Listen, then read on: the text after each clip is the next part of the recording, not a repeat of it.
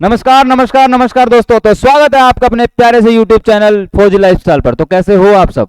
I hope सब बढ़िया होगे और सब मजे में होंगे यार। मजे में क्यों ना हो, तुम सबको जब पता लग गया है कि नर्सिंग आर्मी असिस्टेंट में क्या क्या चीज़ों की ज़रूरत है।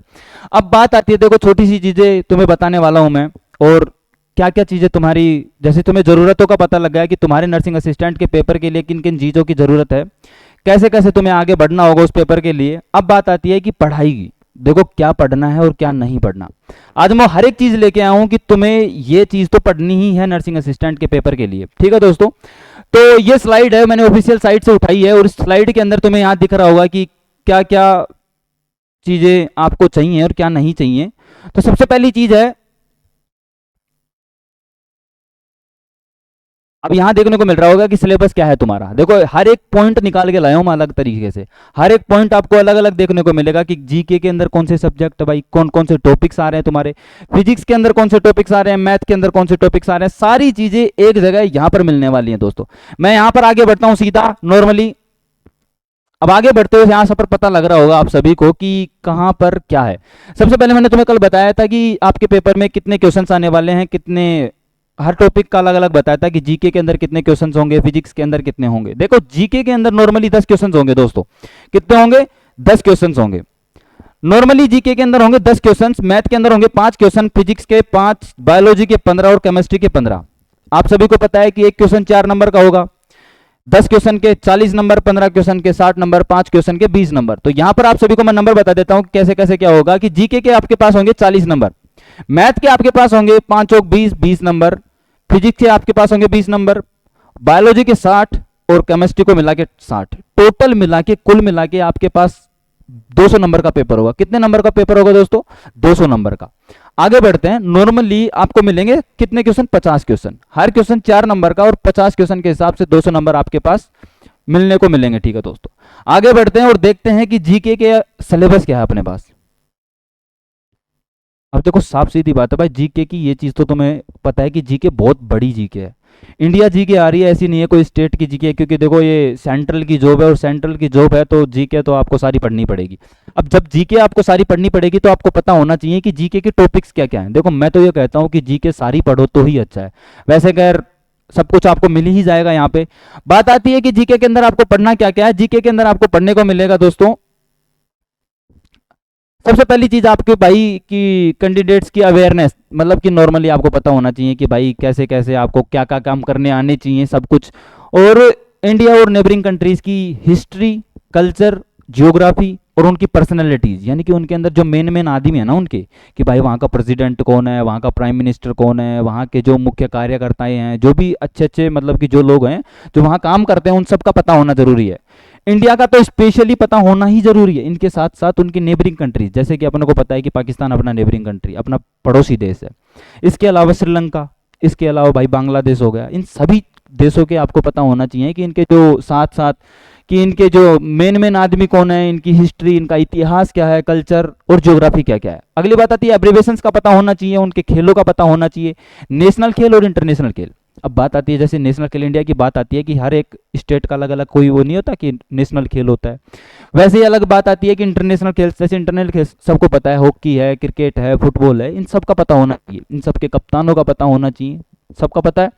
आगे बात आती है अवार्ड्स एंड प्राइजेस। नॉर्मली बात आती है कि भाई देखो अपने पूरे भारत देश के अंदर अलग अलग अवार्ड से नवाजा जाता है लोगों को। भाई कोई अपने कार्यस्थल में सबसे ऊंचा है तो उसको उस हिसाब से अवार्ड दिया जाता है। अब जैसे नोबेल प्राइज दिया जाता है, अलग अलग प्रकार के प्राइजेज होते हैं, उन सभी का पता होना आपको बिल्कुल जरूरी है दोस्तों। टर्मिनोलॉजी, देखो उन चीजों के कुछ कुछ चीजों के कॉमन वर्ड्स पता होना चाहिए। इंडियन आर्म फोर्स के बारे में, देखो जिस चीज के लिए आप काम करने वाले हो उस चीज का तो पता होना बिल्कुल जायज है दोस्तों। अब आर्मड फोर्स का तुम्हें नहीं पता लगेगा तो फिर किस चीज का पता होगा। आगे बात आते हैं कंटिनेंट्स, महाद्वीप, सब कंटिनेंट्स का पता होना चाहिए, जैसे एशिया, अफ्रीका, इन सब का पता होना चाहिए, ग्रीनलैंड्स वगैरह, इन सब का पता होना चाहिए आप सभी को। आगे बढ़ते हैं इन्वेंशन, जो भी खोज हैं, डिस्कवरीज हैं, आविष्कार हैं, उन सब का पता होना चाहिए। वो सब आपको भेज दिए जाएंगे, बता दिए जाएंगे क्या क्या आविष्कार हैं, क्या क्या डिस्कवरीज हैं जो कि पता होनी चाहिए आपको नर्सिंग असिस्टेंट के पेपर के लिए। आपके भारत का संविधान, देखो मेन चीज तो मैं ये मानता हूँ इसका तो पता होना जायज है और बिल्कुल पता होना चाहिए। भारत के संविधान का पता होना चाहिए। आगे बढ़ते हैं, इंटरनेशनल ऑर्गेनाइजेशन जैसे यूएन, यूनाइटेड नेशंस का पता होना चाहिए, वर्ल्ड हेल्थ ऑर्गेनाइजेशन वगैरह होती हैं, वर्ल्ड ट्रेड ऑर्गेनाइजेशन होती है, इन सभी का पता होना जायज़ है। ठीक है, इनके अलावा और भी होती हैं ऑर्गेनाइजेशंस। ठीक है, मैंने कुछ कुछ एग्जांपल दिए, जैसे इनका पता होना जरूरी है। आगे बात आती है बुक्स एंड ऑथर्स। देखो कुछ किताबें होती है जिनका लिखा होता है, किसने लिखी हैं, उनके ऑथर का नाम क्या होता है, वो सब कुछ पता होनी है। आगे बढ़ते हैं, आगे हैं कि नेशनल वर्ल्ड्स एंड इवेंट। आजकल देखो सबको पता है कि हर एक देश अलग अलग इवेंट्स करा रहा है, और उन इवेंट्स के अंदर जैसे इंडिया की टीम्स भी जाती है, इवेंट्स खेलने भी जाती हैं भाई। बेशक किसी किसी भी स्पोर्ट से रिलेटेड हो, भाई जेवलिन थ्रो से रिलेटेड हो, जरूरी नहीं है स्विमिंग से रिलेटेड हो, इन सब चीज़ों का पता होना जरूरी है। अगली बात आती है current and important world event. अभी जैसे तुम्हें पता है कि भाई कोविड-19 आके चला गया। ठीक है, कोविड के बारे में पता होना, देखो कोविड तो बहुत पुराना हो गया, लेकिन खैर पता होना बहुत ज़रूरी है। अगली बात आती है, अभी जैसे वार चल रहा है, आप सभी को पता होगा किन किन के बीच, जैसे अमेरिका वगैरह के इनके बीच में जो वार चल रहा है, उन सभी का पता होना जरूरी है। मैं तो ये मानता हूँ कि करंट अफेयर्स का पता होना बिल्कुल ही जरूरी है। करंट अफेयर्स तुम डेली की एक क्लास लो करंट अफेयर्स की, और करंट अफेयर्स को अपने एकदम रेगुलर बना के चलो। अब ये नहीं कह रहा कि मैं करंट अफेयर्स की क्लास लेके ही बैठे रहो, भाई उनकी क्लास को लिखो, नोट्स बनाओ, उनसे अपने हाथ से लिखोगे तो तुम्हें बहुत अच्छा लगेगा। और बहुत अच्छा लगेगा नहीं, जब भी तुम्हें तुम्हारी जरूरत होगी ना, तुम खोल के वो देख सकते हो, और जैसे ही देखोगे तुम्हें याद आ जाएगा, और याद होना बिल्कुल जरूरी है। आगे बता दे प्रोमिनेंट पर्सनैलिटीज। मैं ये कह रहा हूँ कि प्रोमिनेंट पर्सनैलिटीज के, जैसे आप नाम तो पता लग गया होगा, जैसे प्रोमिनेंट पर्सनैलिटीज होती क्या क्या चीज़ है। जैसे सचिन तेंदुलकर एक प्रोमिनेंट पर्सनैलिटी है। जैसे बात आती है महात्मा गांधी जी की, पंडित जवाहरलाल नेहरू की, सुभाष चंद्र बोस की, ये प्रोमिनेंट पर्सनैलिटीज है जिनका पता होना आपको जरूरी है। आगे बढ़ते हैं, जीके का सारा सिलेबस यहाँ है, और नॉर्मली आपको जीके के अंदर सबसे पहले पता होनी चाहिए करंट अफेयर्स। करंट अफेयर्स का जानना जरूरी है, करंट अफेयर्स की डेली क्लासेस लो भाई, मैं तो ये कहता हूँ। ठीक है, आगे बढ़ते हैं, जीके के अलावा अब बात आती है मैथ की। देखो मैथ अपना वैसे सब्जेक्ट है नहीं खैर, लेकिन फिर भी अब जब सिलेबस की बात आती है तो बताना जरूरी है। अब बात आती है सिलेबस के, सिलेबस के अंदर भाई ये 11 टॉपिक, कितने हैं 11 टॉपिक, और 11 टॉपिक मैं सुबह सिर्फ नाम लूंगा, नाम लेके आप समझ जाओगे कि किन किन की चीज़ों की मैं बातें कर रहा हूँ। ठीक है दोस्तों, मैथमेटिक्स, मैथमेटिक्स के अंदर अगली बात आती है भाई अलजेब्रा की, मैट्रिक्स की, डिटर्मिनेंट्स की, एनालिटिकल ज्योमेट्री की, ट्रिग्नोमेट्री की, इंटरनल कैलकुलस, डिफरेंशियल कैलकुलस। अब देखो मुझे तो, मेरे तो सर से ऊपर जा रहे हैं क्योंकि मैथ मैंने कभी पढ़ी नहीं, बट फिर भी बता रहा हूँ, इन सब चीज़ों का पता होना जरूरी है।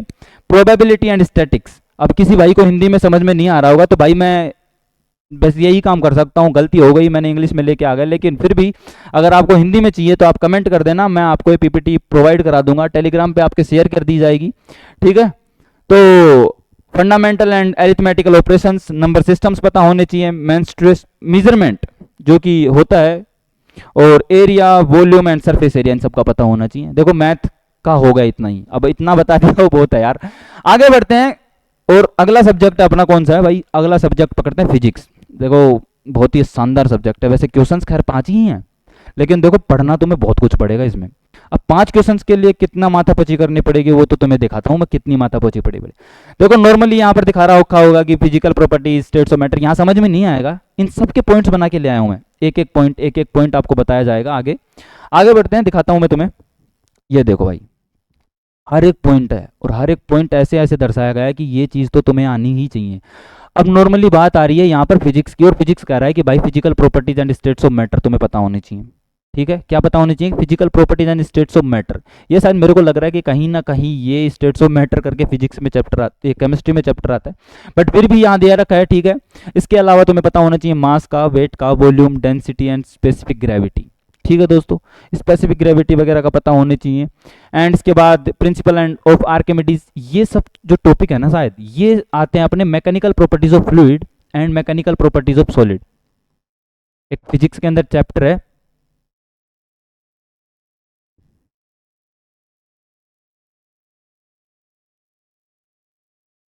मैकेनिकल प्रॉपर्टीज ऑफ सॉलिड, ये जो चैप्टर है इसके अंदर आती हैं ये सब आर्किमिडीज प्रिंसिपल, बर्नौली थ्योरम्स, ये सब कुछ आते हैं, प्रेशर एंड बैरोमीटर वगैरह। अब बात आती है इन सब चीज़ों की बात, किन की, मोशन ऑफ ऑब्जेक्ट्स की, वेलोसिटी की, एक्सेलरेशन की, ये बात आती है भाई 1D और 2D के अंदर। देखो कैसे ऑब्जेक्ट जा रहा है, यहाँ से उठा के यहाँ पटक दिया, एक स्ट्रेट लाइन के अंदर ऑब्जेक्ट जा रहा है, कैसे जा रहा है कैसे नहीं जा रहा भाई, एक ऑब्जेक्ट यहाँ से लेके यहाँ तक पहुँचा और यहाँ से लेके वापस इसी जगह पर आ गया, इसकी एक्सेलरेशन, इसका वेलोसिटी, इसकी जो डिस्प्लेसमेंट है, डिस्टेंस है, कितना कवर किया। जैसे मैं एक एग्जांपल देता हूँ यहाँ पर भाई, मोशन ऑफ ऑब्जेक्ट्स के अंदर नॉर्मली बात आती है कि भाई किसी पॉइंट है यहाँ पर ए पॉइंट से अपन चालू होते हैं और बी पॉइंट तक पहुंचते हैं और एक्स डिस्टेंस टू एक्स दूरी तय करते हैं, और अगली बात यह है कि वहीं से वापस अपन ए पॉइंट पे आ जाते हैं और वही एक्स दूरी। अब यहाँ पर पूछे कि भाई डिस्टेंस क्या होती है, डिस्प्लेसमेंट क्या होता है। देखो डिस्टेंस तो अपन को पता है कि टोटल दूरी यहाँ से लेके यहाँ तक चलने में कितनी दूरी आई, 2x।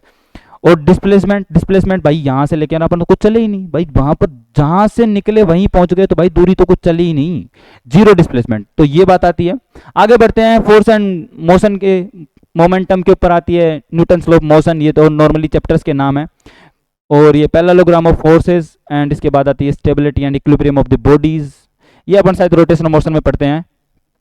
और ग्रेविटेशन एक चैप्टर है, बहुत ही शानदार चैप्टर है, इसके बारे में बताएंगे आपको। वर्क एनर्जी पावर और सारी थ्योरम्स वगैरह पढ़ने को मिलेंगी यहाँ पर आपको। एंड हीट इफेक्ट्स, थर्मोडायनेमिक्स पढ़ने को मिलेगी। साउंड वेव्स, वेव्स वाला ओसिलेशन जो चैप्टर है वो मिलेगा आपको देखने को। ठीक है दोस्तों, आगे बढ़ रहे हैं। इसके बाद आती है भाई ये जो सारा पार्ट है ना, ये सारा पार्ट है 11th की फिजिक्स का। किसका पार्ट है? 11th की फिजिक्स का। तो भाई मैं तो ये देख रहा हूँ कि देखो कितने टॉपिक्स हो गए, 1 2 3 4 5 6 7 8 9 10 11 12, लगभग 12 टॉपिक्स आपके 11th की फिजिक्स हैं। तो नॉर्मली आपको 11th की फिजिक्स एकदम मस्त करनी पड़ेगी। आगे बढ़ते हैं, और आगे है कि देखो ये बात अब यहाँ से चालू होती है 12th की फिजिक्स। 12th की फिजिक्स के अंदर आपके पास आ जाती है रे ऑप्टिक्स। क्या आ जाती है दोस्तों? Ray optics. इसके बाद आपके पास आ जाती है स्फेरिकल मिरर, जो कि रे ऑप्टिक्स का पार्ट होते हैं, रिफ्लेक्शन वगैरह। प्रॉपर्टीज ऑफ मैग्नेट, ये अपन जो इलेक्ट्रोस्टैटिक्स और इलेक्ट्रिक करंट कंडक्टर के बाद पढ़ते हैं, ईएमआई वगैरह इनके अंदर आती है। और जो कंडक्टर्स वगैरह होते हैं, नॉन कंडक्टर्स के बारे में पता होनी चाहिए। ओम्स लॉ जो कि अपन इलेक्ट्रोस्टैटिक्स में पढ़ते हैं। एंड सिंपल इलेक्ट्रिक सर्किट्स वगैरह, जो कि जैसे कि एमीटर वगैरह का काम क्या होता है, वोल्टमीटर का काम क्या होता है, ये सारी चीज़ें आपको फिजिक्स में देखने को मिलेंगी। इन सब के बारे में आपको बताया जाएगा, टेंशन मत लो, आप चिल मारो यार, तुम्हारा भाई खड़ा है ना, सब कुछ बताएंगे, हर एक टॉपिक की चीज़ें क्लियर करेंगे। आगे बढ़ते हैं। अब देखो फिजिक्स हो गया, जीके हो गई, मैथमेटिक्स हो गई, अब केमिस्ट्री की बारी। और केमिस्ट्री यहाँ पर देखने को मिलेगी बहुत ही शानदार, मतलब बहुत ही इजी चैप्टर। 10 क्वेश्चन 15 क्वेश्चन है ना, खैर केमिस्ट्री में 15 क्वेश्चन आपके हाथों में है यार, इतने इजी चैप्टर्स हैं सारे। कोई भी चैप्टर ऐसा नहीं है कि भाई तुम्हें इतना गंदा लगेगा, बुरा लगेगा, सारे चैप्टर्स अच्छे हैं और बहुत ही इजी चैप्टर्स हैं। देखो फिजिकल चेंजेस वगैरह के जो कि चेंजेस होते हैं वो सबका पता होना जरूरी है। और elements, mixer and the compounds, symbols वगैरह का पता होना चाहिए। ये सारे पीरियोडिक टेबल्स के काम आते हैं भाई, सारे सिंबल्स का, जो भी पीरियोडिक टेबल्स के अंदर सारे एलिमेंट्स का पता होना चाहिए भाई, एक से लेके सारे जितने भी एलिमेंट्स होते हैं उनका पता होना चाहिए। इक्वेशंस वगैरह का, law of chemical combinations, chemical kinetics का पता होना चाहिए normally. Properties of air and water, ये सारी पता होनी चाहिए। Preparation and the properties of hydrogen, oxygen, nitrogen and carbon dioxide, कैसे हाइड्रोजन बनता है, कैसे ऑक्सीजन बनती है, कैसे नाइट्रोजन बनता है और कैसे CO2 बनता है। इनके अलावा इनकी केमिकल प्रॉपर्टीज भी आपको देखने को मिलेंगी।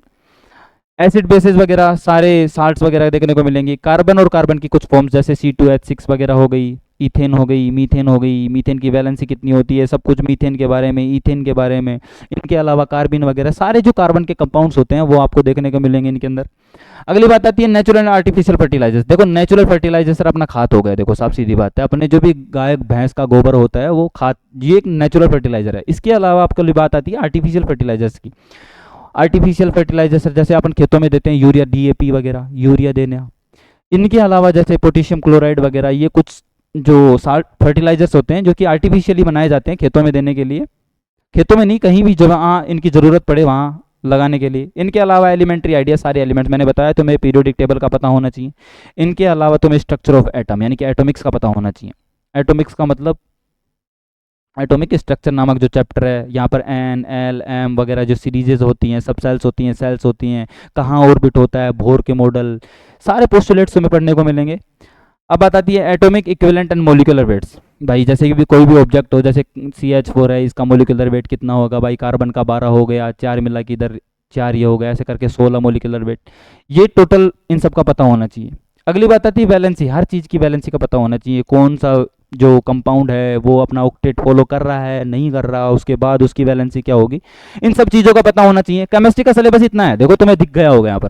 अब आती है मेन सब्जेक्ट बायो की, और बायो में भाई 15 क्वेश्चन है, 60 नंबर, और 60 नंबर देखो बहुत बड़े मायने रखते हैं। अगला सब्जेक्ट अपना बायो सब्जेक्ट, और जल्दी देरी नहीं करते, आगे बढ़ते हैं अपने सब्जेक्ट पे। अब देखो नॉर्मली तुम्हें यहाँ समझ नहीं आएगा कि ये कहना क्या चाह रहा है। बायोलॉजी का सब्जेक्ट है, जैसे नॉर्मली समझ नहीं आ रहा होगा यार बेसिक बायोलॉजी होती क्या है, लाइफ प्रोसेस वगैरह होती क्या है, भाई स्टडी ऑफ बर्ड्स वगैरह ठीक है, human beings, uniqueness of human body, ये समझ नहीं आ रहा होगा ना कुछ। चलो अब इस चीज़ को इजी कर देते हैं, और इजी बनाना अपना काम है यार। अगले बढ़ते हैं, मैं एक बढ़िया सी पीपीटी लेके आया हूँ इसके लिए, वो देखने को मिलेगी आपको, देखो ये रही। आया समझ? आ रहा? अब तो देखने को मिल रहा होगा बढ़िया तरीके से, नहीं मिल रहा? चलो देखो, तो मैं बताता हूँ तुम्हें क्या नहीं मिल रहा। सेल स्ट्रक्चर एंड फंक्शन, भाई 11वीं का पार्ट है सेल बायोलॉजी, और पढ़ना ही पड़ेगा। बड़ा देखो, मैं तो ये मानता हूँ कि बायोलॉजी की शुरुआत सेल से होती है, और साफ सीधी बात है सेल का पता होना जायज़ है दोस्तों। तो सेल बायोलॉजी पता होनी चाहिए, सेल स्ट्रक्चर पता होनी चाहिए, सेल फंक्शंस पता होने चाहिए। भाई सेल के अंदर कौन कौन सी चीज़ें पाई जाती है, जैसे माइटोकॉन्ड्रिया पाया गया। भाई प्लांट सेल के अंदर अगर जैसे क्लोरोप्लास्ट की बात करें, क्लोरोप्लास्ट पाया जाता है, राइबोसोम्स पाए जाते हैं, लाइसोसोम्स पाए जाते हैं। इन सब चीज़ों की डिटेल वर्जन आपको मिलेगा, और पढ़ना है। देखो मैं तो ये मानता हूँ हर चीज़ पढ़ लोगे ना वो तुम्हारे लिए बढ़िया। देखो पेपर के अंदर छोटा से छोटा क्वेश्चन और बड़े से बड़ा क्वेश्चन छूटना नहीं चाहिए, देखो मैं इतना मानता हूँ। और तब ये सब पढ़ लोगे ना यार, तुम जब क्वेश्चन इतने अच्छे अच्छे कर लोगे, इतना शानदार शानदार क्वेश्चन आपको मिलेंगे, और देखने को मिले भी गए, अभी जल्दी आपको मिलेंगे, तो क्वेश्चंस मिलेंगे बढ़िया शानदार तरीके। अब बात आती है ह्यूमन फिजियोलॉजी की। देखो human digestive system, circulatory system, respiratory system and excretory system, बड़ा ही इजी है, इतना ही दिया गया। अच्छा नर्वस सिस्टम भी है क्या? देखो पूरी ह्यूमन फिजियोलॉजी दे दी, लेकिन इतना नहीं है कि बिल्कुल डिटेल्स में जाना है आपको, बिल्कुल डिटेल में नहीं जाना। नॉर्मली आपको जो पूछा जाएगा वो मैं आपको बता दूंगा, लेकिन आप बस इतना याद रखो कि डाइजेस्टिव सिस्टम भी है, सर्कुलेटरी सिस्टम भी है, रेस्पिरेटरी भी है, एक्सक्रेटरी भी है, नर्वस सिस्टम भी है। ह्यूमन फिजियोलॉजी मोस्टली पूरी है, यहाँ पर दे नहीं रखा कि एंडोक्राइन सिस्टम है, लेकिन फिर भी मैं आपको एंडोक्राइन के कुछ क्वेश्चन बताऊंगा, और कुछ क्वेश्चन नहीं बहुत क्वेश्चन बताऊंगा। यह मान लो कि आप यहाँ पर लिख लो एंडोक्राइन सिस्टम भी, क्या दोस्तों, एंडोक्राइन सिस्टम भी, क्योंकि मैंने जो कल पीपीटी बनाई है ना आप सभी के लिए, उसके अंदर कल एंडोक्राइन क्वेश्चंस, एंडोक्राइन ग्लैंड से रिलेटेड लगभग 4 से 5 क्वेश्चंस दिए हैं पीपीटी के अंदर। तो याद रखना, यहाँ लिखा नहीं है लेकिन फिर भी एंडोक्राइन सिस्टम नाम का चैप्टर है आपके एनएआरएम में। अब बात आती है ह्यूमन रिप्रोडक्टिव सिस्टम, बड़ा ही शानदार चैप्टर है, सबको मजा आता है पढ़ने में, और सबको अच्छा भी लगता है चैप्टर ये पढ़ने में। तो वैसे सारे चैप्टर्स अच्छे हैं, हम पढ़ाएंगे तो क्यों ना अच्छा होगा। अब बात आती है रिप्रोडक्टिव सिस्टम की, तो रिप्रोडक्टिव सिस्टम आपको पूरा ह्यूमन रिप्रोडक्टिव सिस्टम पता हो, रिप्रोडक्टिव हेल्थ भी पता होनी चाहिए दोस्तों। ये तो चलो खैर रिप्रोडक्शन का पार्ट है, वो सबको पता होना चाहिए, इवन रिप्रोडक्टिव हेल्थ भी पता होनी चाहिए, ठीक है। अगर बात आती है न्यूट्रिशन हाइजीन की, ह्यूमन हेल्थ एंड डिजीजेस के अंदर आपको बता दिया जाएगा खैर कि कौन कौन से जो चीज़ें हैं हाइजीन मेंटेन करने के काम आती हैं, किन किन चीज़ों से न्यूट्रिशन मिलता है। इनके अलावा communicable and non communicable disease, मैंने अभी बताया तुम्हें कि ह्यूमन हेल्थ एंड डिजीज नामक जो चैप्टर है वहाँ पर आपको सभी देखने को मिलेंगी। आगे बढ़ते हैं, इम्यूनिटी एंड वैक्सीनेशन, ये सारे उसी के पार्ट हैं, ठीक है। अब बताते हैं micro organism in daily life, ये 12वीं का चैप्टर भाई देखने को मिलेगा, और बड़ा ही शानदार चैप्टर है, देखो याद करना पड़ेगा। देखो मैं तो ये कहता हूँ कि अपने को जो दही जमाने के काम आता है ना बैक्टीरिया, वो भी अपने इसी के अंदर काम आता है भाई। लैक्टोबैसिलस नामक बैक्टीरिया होता है, कैसे दही जमता है, कैसे कुछ और भी चीज़ें होती है भाई, कैसे अल्कोहल बनाने के काम आती है, कैसे बियर ब्रेड बनाने के काम आती है, कौन सी जो यीस्ट वगैरह होती है, वो सारी चीज़ें मैं आपको बताऊंगा।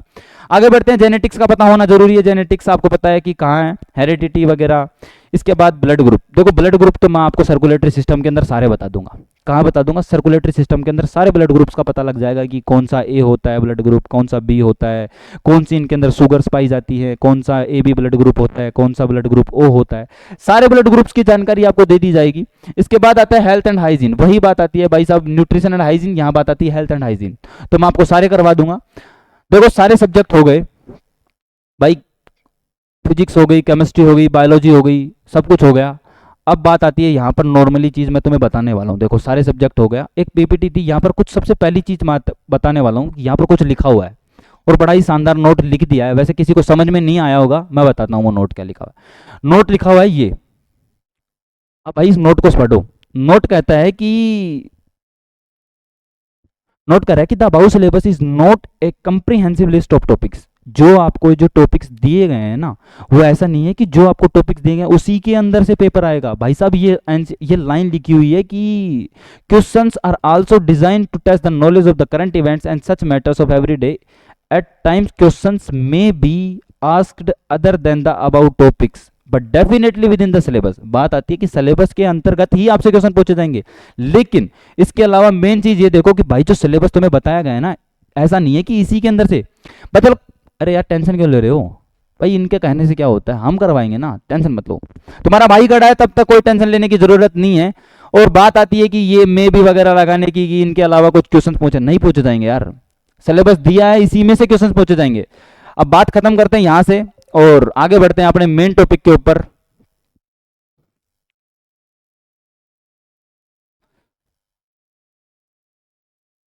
देखो ये सब चीज़ें हो गई, बायो का हो गया, फिजिक्स का हो गया, केमिस्ट्री का हो गया। मेन चीज़ आती है, अब देखो मैं तुम्हें मेन चीज़ बताने वाला हूँ कि कहाँ पढ़ना है और कैसे पढ़ना है। अब बात आती थी मॉडल पेपर सेट करने की। देखो मॉडल पेपर सेट तुम्हारे पास जल्दी ही पहुँच जाएंगे, और जल्दी ही क्या, बहुत जल्द पहुँच जाएंगे।